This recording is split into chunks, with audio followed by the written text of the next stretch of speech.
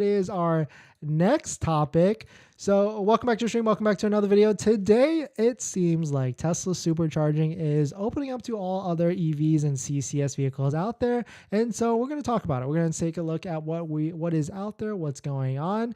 And it seems like it's happening a lot faster than I was certainly expecting. I mean, I read those same headlines where Tesla's going to double the amount of superchargers and add CCS charging everywhere.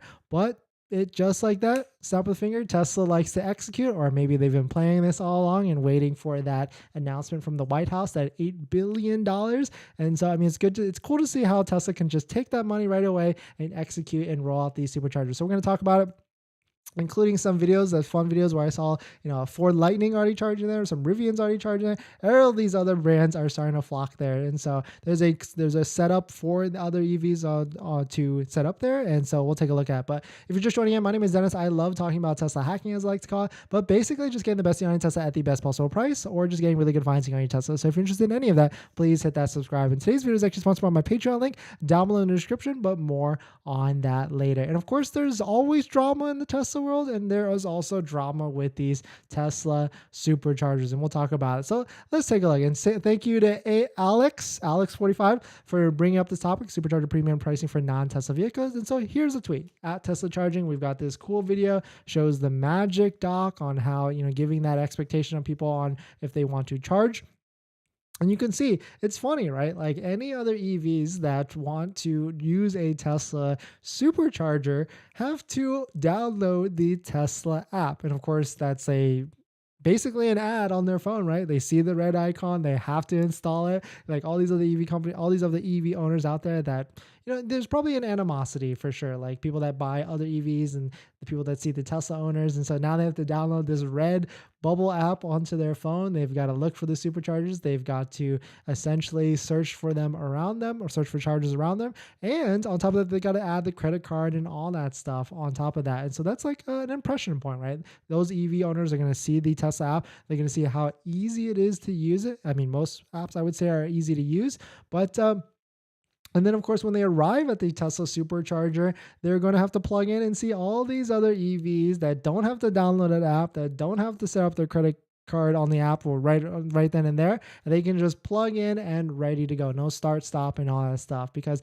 that's the beauty of owning a Tesla. Like if you're on the cusp right now, you haven't owned one just yet, like you literally pull up to a Tesla supercharger with your Tesla, you unplug it, plug it in, and it literally starts within 5 seconds, all the way ramping up to 72, 150, or 250 kilowatts. But of course, with anything in Tesla, there's some drama. There's some drama in the space, but because all these other EVs that want to use it are not, the vehicles aren't built for these superchargers. And when I say by built, like the EV charger port is not in the place where, of course, Tesla designed these superchargers for these Teslas. And so there's a lot of people out there that are kind of pointing out that other EVs, the cable for the supercharger is just not long enough for other EVs. And then on top of that, of course, there is a subscription model for the Tesla supercharging. You can either pay $12 a month, which some people are already commenting that that's a little expensive. And but if you pay the $12 a month, you get access to the lower price kilowatt. And what it's looking like right now is that the lower price kilowatt rate is actually the same rate as any other Tesla pays. So you can see here's a great chart from Brandon Flash. You can see here's the rack price, I guess, whatever that is. Oh, that's the rack price, like if you don't have the membership. And then here is the membership price, or 39 cents. So it's like 10, 11 cents, 10 cents difference, and all that, all that. And so, of course, there was someone that posted out that this is essentially the same price as current Tesla owners. And so there's not much, there's a premium for sure for anybody that doesn't buy a Tesla. But of course, if you know my stance on Tesla supercharging, it should not be your only single source of charging. You should have some level 2 setups at work, home, or whatever. And of course, what's really cool is that a lot of all these, they're going to see a lot of these videos where Ford Lightnings are pulling up to the superchargers, Rivians are using these superchargers, and on and on and on. So definitely some pretty interesting stuff. Let me know your thoughts. Let me know what you're thinking.